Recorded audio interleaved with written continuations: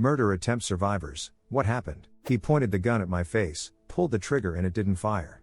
I could have beaten Usain Bolt in the next 10 seconds. 9 years ago, Buddy got jumped at a house party. I jumped in to pull the guy off of him. Attacker ended up pulling out a knife and shanking me in the stomach before fleeing to a getaway vehicle. Police were called. Caught the guy. We were supposed to come into court to point at him and be like he did it, but the day before he pleaded guilty. No idea what happened to the guy after that or what his punishment was, but he probably didn't learn anything from the situation. Me? I feel completely fine. Sometimes I forget that I even got stabbed. I feel a little uneasy whenever someone has a knife in their hand and it's not dinner time, but that's about it as far as trauma goes. A pregnant drunk lady called an ambulance. I was working with a junior colleague, but a female one. The patient said she thought she was in labor and was sat on the floor, legs open, knees bent, with a blanket over her lower part. There was a small table next to her, glass top wooden coffee table thing. My colleague asked to examine her and for some reason she got angry and insisted I examine her, not my female colleague. After a bit of back and forth, I knelt down and went to lift the blanket to have a look when there was a sudden crash. My colleague had put her foot through the glass table and was standing on the patient's hand, which had a huge knife in it. Turns out she wanted to stab a paramedic, and when we turned up she chose me. My colleague saw it just in time and saved my life. Patient had already had several children who were in care and had fetal alcohol syndrome. I was asked for a statement when the next one was born and they were also taken into care. She got away with the premeditated attempted murder on grounds of mental health. I was working as a support worker for people with mental and physical disabilities. My client had schizophrenia and BPD due to childhood and substance abuse. She stabbed me 3 times in the chest, once in the heart, penetrating my right ventricle and severing a major artery, after I advised her against a medication, nicotine gum. I almost died. Doctors said that it was a miracle I survived, with a 3% survival rate due to the severity of my injuries. That only happened back in August this year. I'm still in recovery and I'm dealing with PTSD. She's completely ruined my life, and I'm now struggling with my identity and what I want to do in life. My mom was incredibly abusive. On one occasion, I was around 12 and she came into my room while I was sleeping and stabbed me in the chest with a kitchen knife, puncturing my lung. I didn't know this at the time. Obviously this woke me up and I just rolled out of bed and ran around the house screaming. Someone on our road noticed the noise and called the police. Just before the police arrived, she started choking me and I lost consciousness. I later woke up in the hospital and, mostly, recovered. She's now in jail. This is not the only time that she tried, but it was the most dramatic and came the closest to actually killing me. Not me, but my friend's mom. A coworker of hers was stalking her, obsessed. Convinced he was in love with her and nobody else deserved her, that kind of thing. Eventually he came to their office with a revolver. She was bending down to put files away, or something similar. He quickly approached her from behind and shot her in the back before immediately shooting himself in the head. She survived obviously, though the wounds were significant. Incredibly fortunate she wasn't hit in the spine or major organs. I often wonder how different it would have played out if she had been standing, or facing him. More than likely she would be dead. This was before my friend was born, and his mom made a mostly full recovery. Still has chronic pain and PTSD, but she can walk and has a job. Not reclusive or unfriendly to strangers. Terrified of guns, of course, but that seems fair. Both my friend and her are extremely lucky. My ex was using meth. He held me hostage for a few days. He decided on the 6th day that I was going to die. He made me write a goodbye letter to my family. Lol, not a letter, a goodbye letter. He wanted everyone to know that he killed his cheating, of a girlfriend. By the way, I wasn't cheating, he was just so delusional from the drugs. I took forever writing the letter because I couldn't stop shaking and I was also trying to stall and figure out what to do. He sat there with a gun watching me. He finally said I was taking too long and goes, "I'm going to the bathroom. When I get back this better be done." Well, this was the first time I wasn't tied up. So the minute he was out of sight I bolted out the door. I was barefoot but hauled to the neighbors. My saint of a neighbor let me in and called the cops. Cops got there and my ex was gone. Haven't seen him since and had my dad and brother go and collect my stuff from his house a few days later. If this is classified as attempted murder, he did beat me for those 6 days. But he never tried to actually murder me, I guess? But when he was sitting there with a gun making me write a goodbye letter, I fully believe he was going to kill me. At the beginning of October my husband was trying to buy a PS5 on Letgo. He wanted to make sure it actually worked, so he gave the guy our address. I told him a dozen times that he was going to get robbed. He still had the kid come over. As soon as he got there he pulled a gun, grabbed the cash and shot twice. One hit my husband in the abdomen. The second went through the stairs behind him and traveled 30 to 40 feet to the kitchen. I heard the commotion and ran downstairs and chased him away from the house. We got to the front gate and he pulled his gun again and shot at me. He missed my head by less than 2 inches. He was caught and is being charged as an adult, 16, for 2 counts of attempted murder and a variety of other charges. When I was 11, my stepbrother, 16, started abusing me and my little sister. Didn't know this until much later. She was 8. We had just moved in with him and his family and it was 5 states from my mom. We didn't know anyone and my dad took him volunteering spending time with me as him being a nice older brother. After a year, I started to realize that this was seriously wrong and started to fight back. One night, I just got fed up and sick of so I told him no and that I was going to tell my dad what was going on. He started to strangle me and I believe he would have killed me if my dad didn't come stumbling home from the bar. The next day, I told my mom what happened and she told my dad. After talking to my sister, he sent me and her on the next flight home to live with my grandparents. He said he tried talking to his wife about it, but she called us liars. He stayed married to her another few years before getting a divorce. I've seen my dad maybe 15x since it's happened. I've never really told anyone about this but my partner, because the one person I expected to be there for me really wasn't. I feel like he betrayed me and my sister. He may be able to drink himself to forgetting, but I can't because I have a scar on my neck as a constant reminder. My heart dropped when I saw this question. I was 15 and my dad plotted to murder me. My dad had only been back around for a few months after being homeless for a while due to his 20+ year meth addiction. He had never been violent towards me before, but I later found out he had tried to kill my mother just months prior and she brushed it off as him having a PTSD episode. I came home from school, he surprise attacked me by suffocating me with a pillow / strangling and attempted to assault me. I had just gotten a boyfriend and wasn't around as often and by the language he used when trying to assault me, it was clear this was the source of his anger. He had the TV turned up to an extreme volume so no one could hear me scream. I ended up being able to get up and run to the bathroom, the only room in our house with a lock. He grabbed the door but I found a sharp object in the bathroom and told him to back up or I'd kill him. I somehow was able to shove the door shut and lock it. He tried to get in the bathroom but couldn't. He actually said I'm leaving. And opened/closed the front door to try and lure me out. It was quiet for a while but then I heard him breathing outside the door. He eventually left after a few hours, taking my money I had hidden in my bedroom, and called a relative telling them I'd been in a terrible accident and he needed a ride to the hospital. He ended up running when dropped off and was missing for a year. Most terrifying year of my life. His body was found by a fisherman at his favorite lake growing up. They found high levels of meth in his system and it appeared to be A. Later, when investigating the home I was attacked in, they found hammer/duct tape/knives under my mom's mattress and looked like he very much so intended to kill me. Not me, but my wife.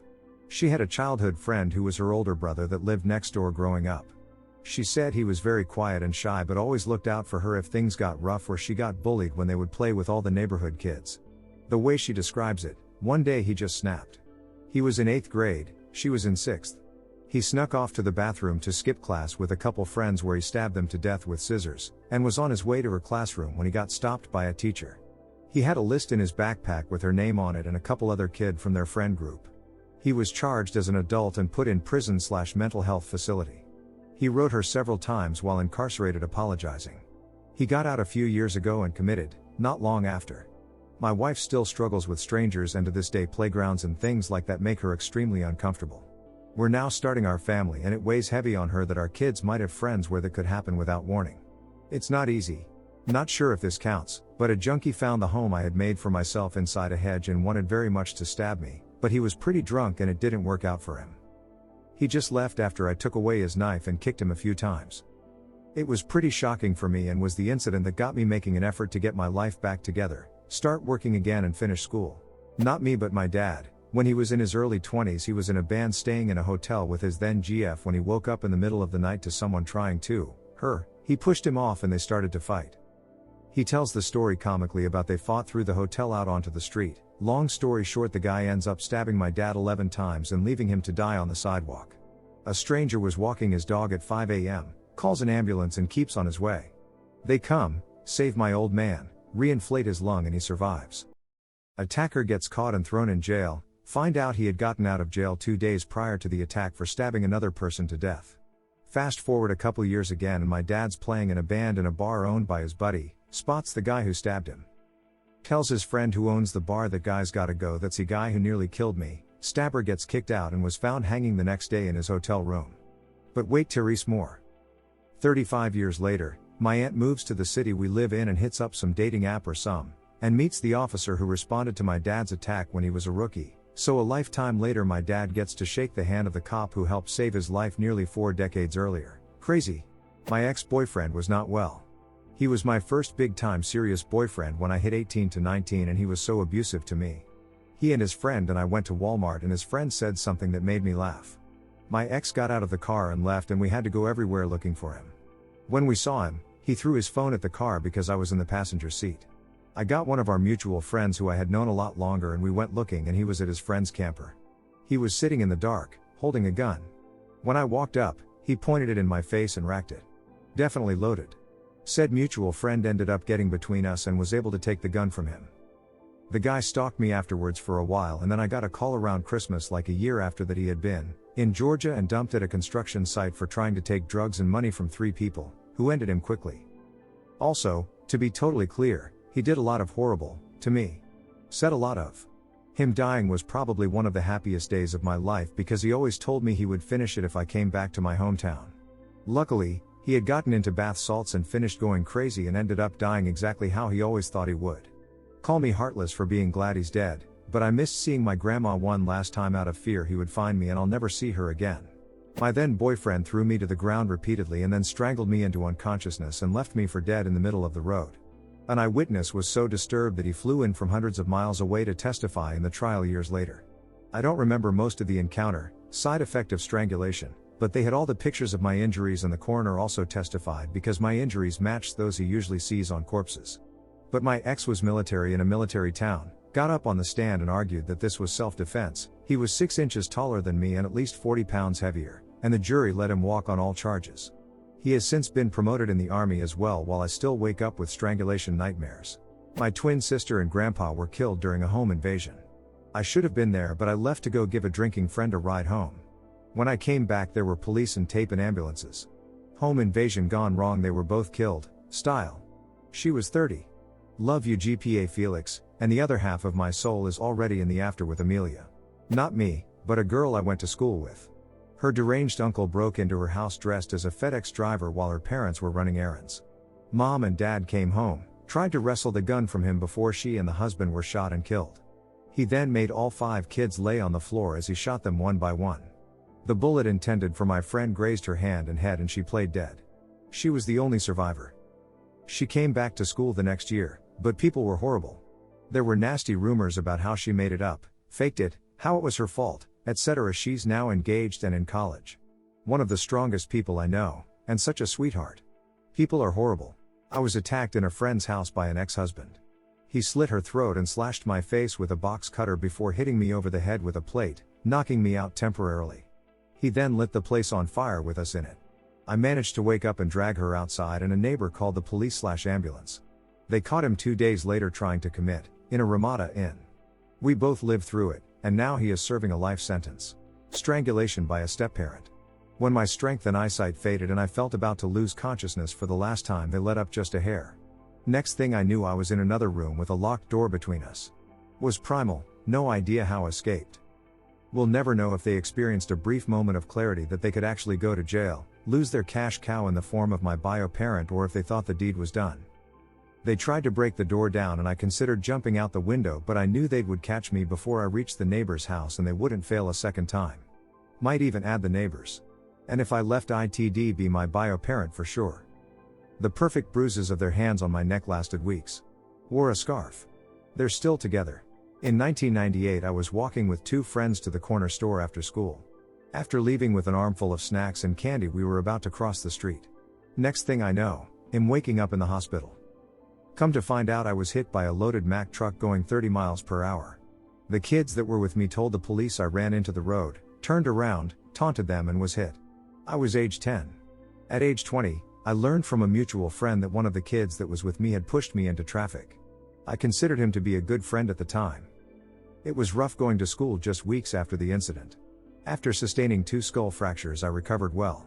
But, the rumors at school and never knowing the truth was troublesome and weighed on me heavily. The person who pushed me is now in prison on counts of aggravated assault. Unfortunately, he wasn't charged or tried for what happened to me.